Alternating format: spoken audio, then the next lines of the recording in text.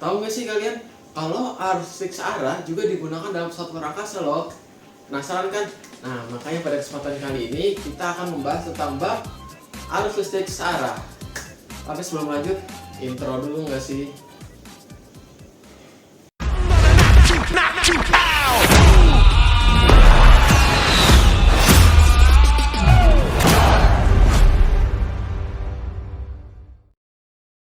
Halo semua, kenalin nama saya Aidan Hakim dari kelas 12-6 SMAN 102 Jakarta.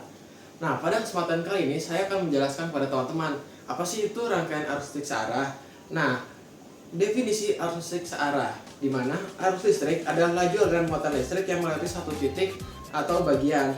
Arus listrik dikatakan ada ketika aliran besi muatan listrik melalui suatu bagian. Muatan listrik dibawa oleh partikel bermuatan, sehingga arus listrik dapat disimpulkan adalah aliran partikel bermuatan. Juga ada definisi kuat arus listrik. Apa sih kuat arus listrik itu?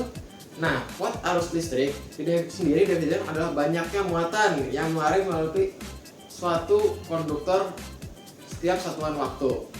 Selanjutnya juga ada rumus dari kuat arus listrik, di mana I sama dengan delta Q per delta T, di mana I merupakan kuat arus listrik, delta Q merupakan muatan listrik, dan delta T merupakan selang waktu. Selanjutnya juga ada arus listrik dan elektron. Arah arus listrik akan bergerak menuju arah potensial terendah, sementara arah aliran elektron akan menuju arah potensial yang paling tinggi. Juga ada apa sih alat buat mengukur kuat arus listrik? Alat ukur analog terdiri atas sebuah kumparan kawat tipis yang dapat dilalui oleh arus listrik dan terletak di antara dua kutub sebuah magnet. Alat tersebut dilengkapi dengan sebuah jarum dan skala. Jika arus listrik mengalir sepanjang kumparan kawat, akan dihasilkan suatu arus listrik mengalir di sepanjang kumparan kawat. Gaya magnetik yang cukup kuat untuk menggerakkan kumparan. Pada umumnya ada ampermeter dan voltmeter yang digunakan untuk mengukur ampere dan volt dalam yang dapat digunakan untuk mengukur volt, ampere, dan ohm dari suatu kumparan listrik hanya dengan satu alat.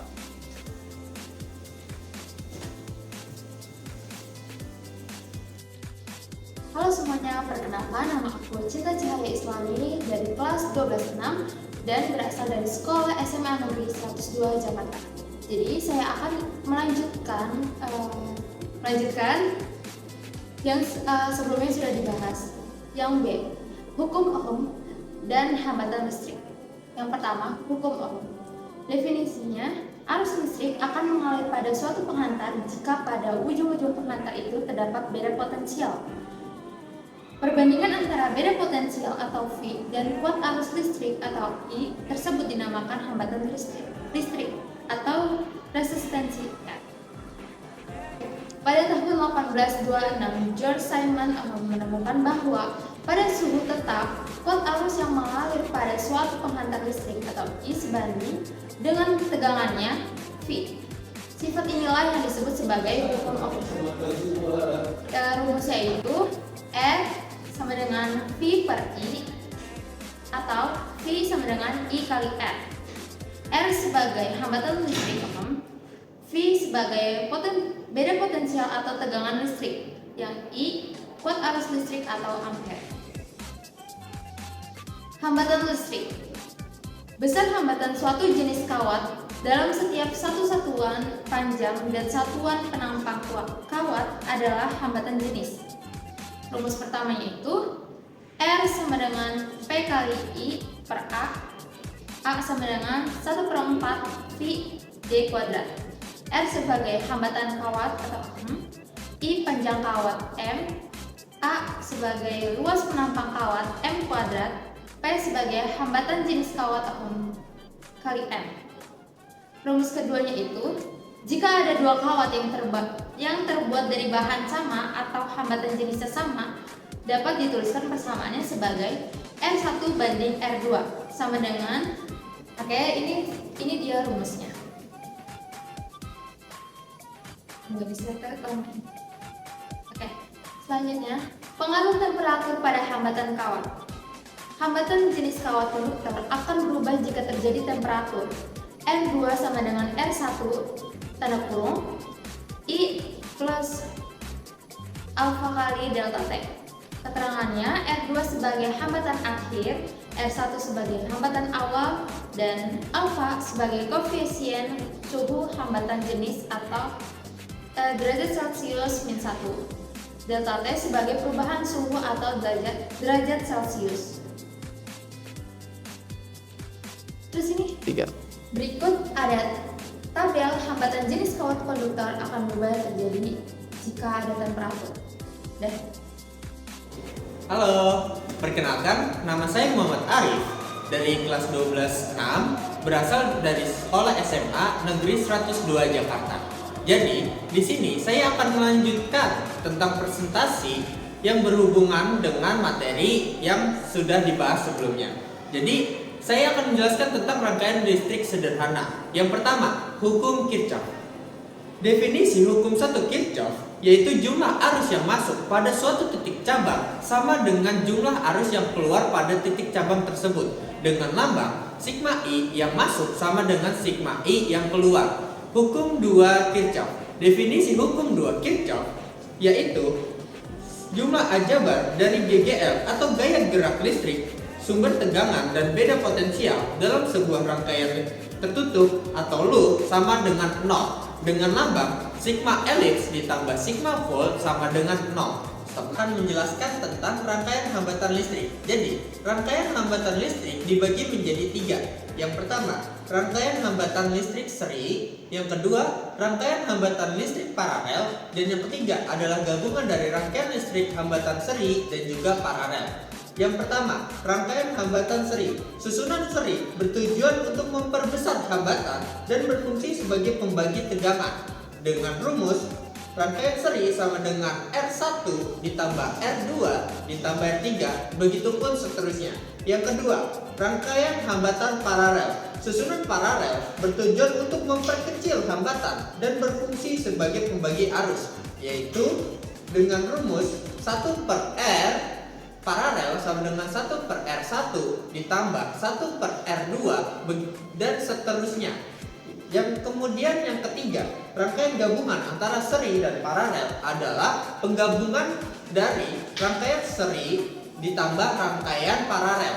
Jadi, selanjutnya saya akan menjelaskan tentang hukum jembatan Wheatstone. Dalam hukum jembatan Wheatstone, rangkaian memiliki keadaan yang setimbang, diperoleh dengan rumus sebagai berikut.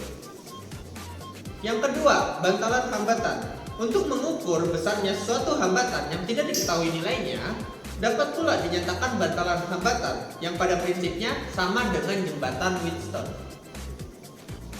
Susunan sumber tegangan, seri dan paralel. Seri. Dalam penggunaan energi, arus listrik searah umumnya tidak hanya menggunakan sebuah tegangan. Jika susunan 3 sumber tegangan tersebut identik dan dihubungkan dengan hambatan luar R, maka kuat arus listrik atau arus yang mengalir adalah mana ini rumusnya? Nggak ada rumusnya. 3. Yang kedua, paralel. Jika sejumlah 3.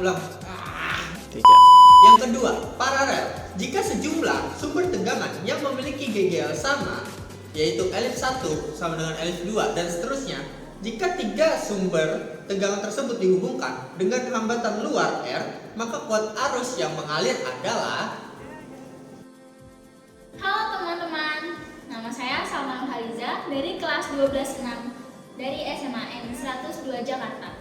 Di sini saya akan menjelaskan rangkaian listrik majemuk. Rangkaian listrik yang terdiri atas 2 loop atau lebih disebut rangkaian majemuk.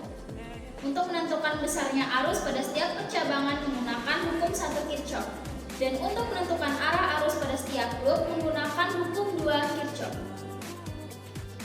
Nah, langkah-langkahnya yaitu yang pertama, menentukan kuat arus dan arahnya pada setiap cabang menggunakan hukum 1 Kirchhoff. Yang kedua, menuliskan persamaan-persamaan arus setiap komponen berarus yang dilalui minimal 1 loop. Akan tetapi, jumlah loop dalam rangkaian harus seminimal mungkin. Langkah yang ketiga, menuliskan persamaan-persamaan untuk setiap loop yang ada dalam rangkaian menggunakan hukum 2 Kirchhoff.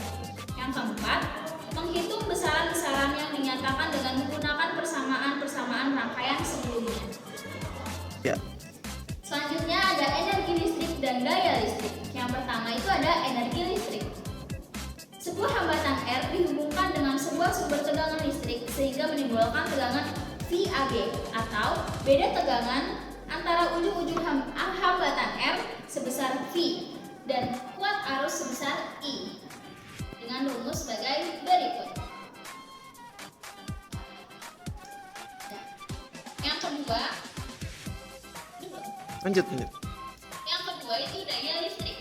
Daya listrik didefinisikan sebagai energi listrik yang digunakan oleh suatu alat setiap satuan waktu. Jika energi listrik bersatuan joule dan waktu bersatuan sekon, maka daya listrik bersatuan watt dapat dirumuskan sebagai berikut. Nah, yang terakhir ada aplikasi DC. Apa sih aplikasi DC itu?